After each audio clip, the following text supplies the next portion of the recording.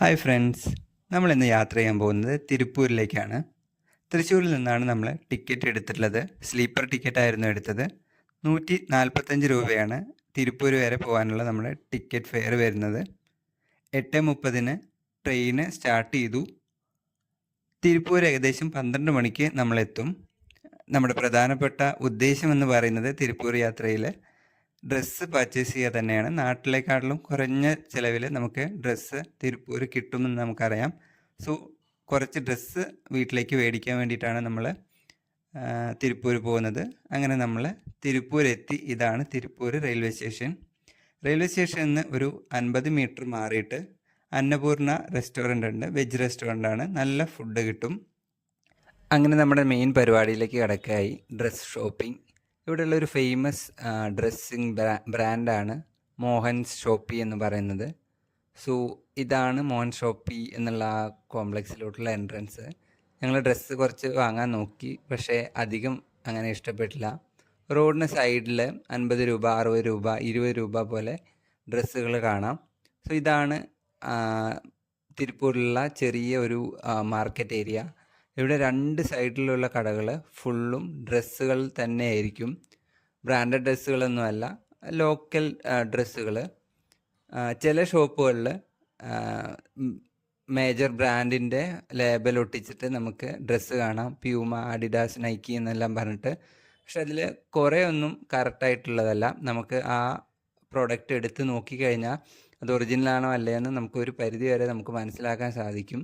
പക്ഷെ ചില ഡ്രസ്സുകൾ നല്ല ക്വാളിറ്റിയുള്ള, നല്ല ഒറിജിനൽ ബ്രാൻഡ് അവർ യൂസ് ചെയ്യാൻ പറ്റാതെ അയക്കുന്ന ഐറ്റംസ് ഇവിടെ ഉണ്ട്.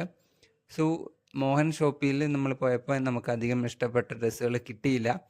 അപ്പോൾ നമുക്ക് അടുത്ത ഒരു മേജർ ഷോപ്പായിട്ടുള്ള ഗ്രാസ്പ് എന്ന് പറഞ്ഞിട്ടുള്ളൊരു ഷോപ്പിൽ കയറാൻ തീരുമാനിച്ചു.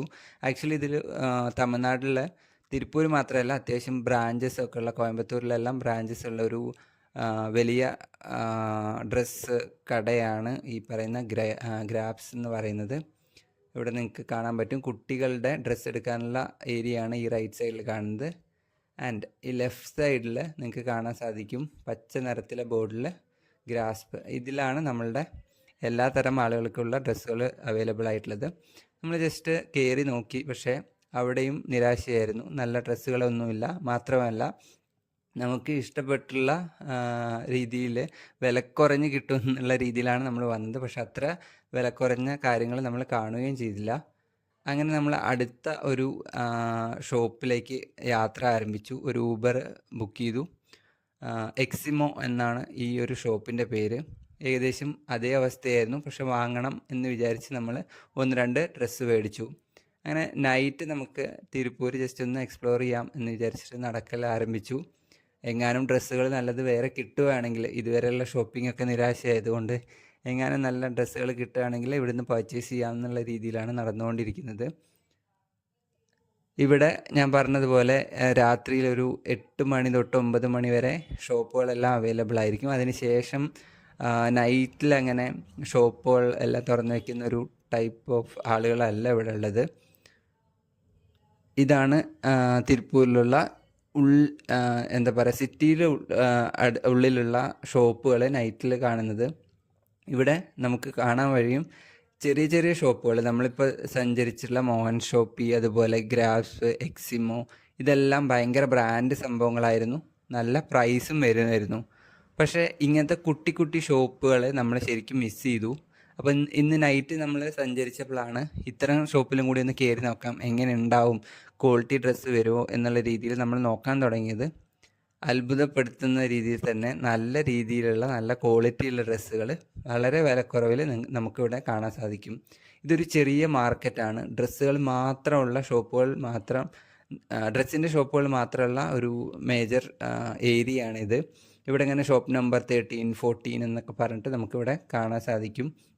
അപ്പോൾ ചെറിയ വിലയ്ക്ക് നല്ല ക്വാളിറ്റിയുള്ള ഡ്രസ്സ് നിങ്ങൾക്ക് മേടിക്കണമെങ്കിൽ ഈ ഏരിയയിൽ വന്ന് നമുക്ക് ഈ ഒരു മാർക്കറ്റിൽ വന്നിട്ട് നമുക്ക് പർച്ചേസ് ചെയ്യാൻ സാധിക്കും. ഞങ്ങളിവിടെ വീട്ടിലേക്ക് ഇടാനുള്ള കുറച്ച് ബനിയനുകളും 3/4 അതുപോലുള്ള ഡ്രസ്സുകളൊക്കെ മേടിച്ചു. വില വളരെ കുറവാണ്. നമുക്കിപ്പോൾ ബനിയനെല്ലാം മേടിക്കുകയാണെങ്കിൽ ഒരു 100, 150, 200 പോലെയുള്ള റേഞ്ചിൽ അത്യാവശ്യം ക്വാളിറ്റിയുള്ള ഡ്രസ്സുകൾ കിട്ടും. അതുപോലെ തന്നെ നമുക്ക് 3/4 ഡ്രസ്സുകളെല്ലാം അത്യാവശ്യം ക്വാളിറ്റിയുള്ള ഡ്രസ്സുകൾ കിട്ടും. സോ നമുക്ക് വലിയ വില കൊടുത്തു എന്നുള്ളൊരു വിഷമവും ഉണ്ടാവില്ല.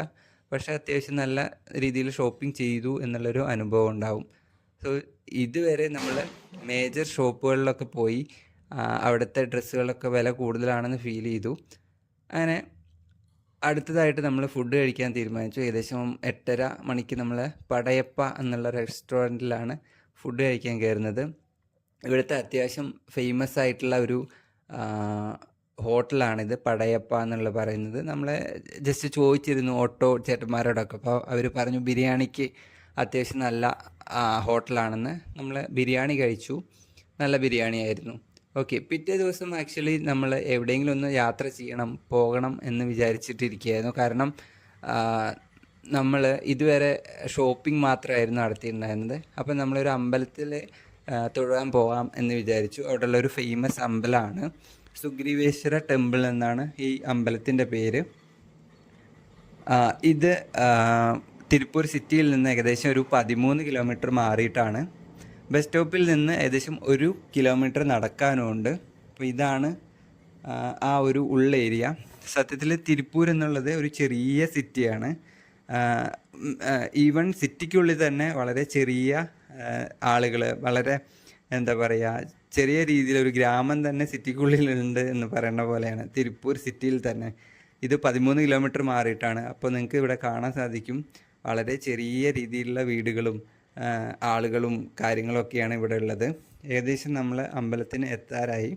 അമ്പലത്തിൻ്റെ പേര് സുഗ്രീവേശ്വര അമ്പലം എന്നാണ്.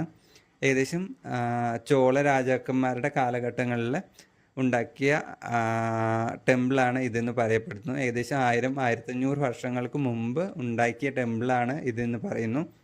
ശിവനും പാർവതിയാണ് ഇവിടുത്തെ മെയിൻ ദൈവങ്ങൾ ഇവിടെ ഉള്ളത്. സോ നമ്മൾ നടന്ന് ഏകദേശം അമ്പലത്തിലെത്തി. അമ്പലം ഇതിപ്പോൾ ആർക്കിയോളജിക്കൽ ഡിപ്പാർട്ട്മെൻറ്റിൻ്റെ കീഴിലുള്ള അമ്പലമാണ് ഇത്.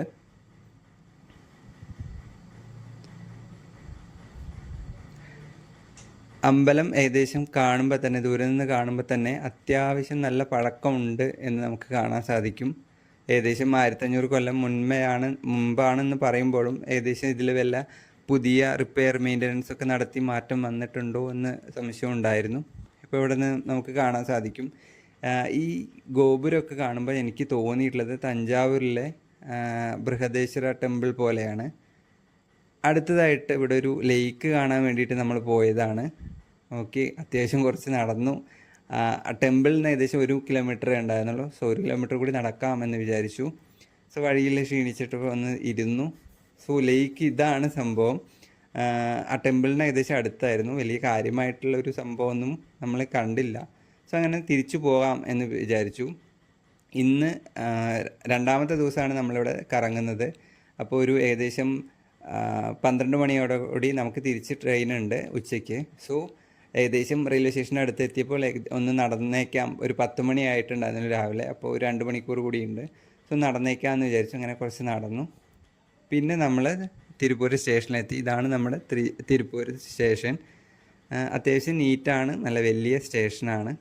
ദൂരെ നിന്ന് കാണുന്ന ഇതാണ് നമുക്ക് വരുന്ന ട്രെയിന്. അത്യാവശ്യം നല്ല എക്സ്പീരിയൻസ് ആയിരുന്നു ഈ യാത്ര. നമുക്ക് വലിയ വലിയ ഷോപ്പിലൊക്കെ പോവുകയാണെങ്കിൽ നമ്മൾ ഏകദേശം നമ്മുടെ നാട്ടിലുള്ള അതേ വിലയിൽ തന്നെയാണ് അവിടെയുള്ള ഡ്രസ്സുകളൊക്കെ അവൈലബിൾ ആയിട്ടുള്ളത്. അല്ലാതെ ചെറിയ വിലയ്ക്ക് നമുക്കവിടെ കിട്ടുന്നില്ല. അതുമാത്രമല്ല, നമ്മൾ കുട്ടി ഷോപ്പിൽ പോവുകയാണെങ്കിൽ നല്ല രീതിയിലുള്ള ഡ്രസ്സുകൾ മേടിക്കുകയും ചെയ്യാം.